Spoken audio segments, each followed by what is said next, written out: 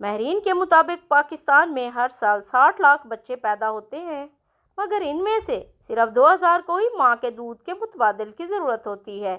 اس کے باوجود ملک میں 110 ارب روپے کا فارمولہ دودھ استعمال کیا جا رہا ہے، جو نہ صرف غیر ضروری خرچ ہے بلکہ بچوں کی صحت کے لیے خطرناک بھی ہو سکتا ہے۔ عالمی ادارہ صحت کے مطابق ناقص دودھ پلانے کی وجہ سے پاکستان میں نوزائیدہ اموات کی شرح بلند ہے۔ فارمولہ دودھ سے پیدا ہونے والی بیماریاں ہر سال 1 لاکھ سے زائد نوزائیدہ بچوں کی جان لے لیتی ہیں۔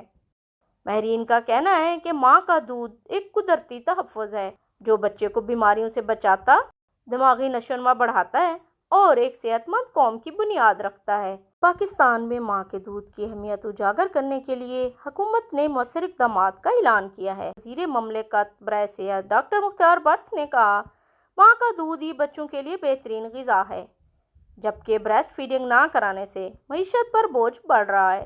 ماں کا دودھ قدرت کا تحفہ، بچے کی زندگی کی ضمانت۔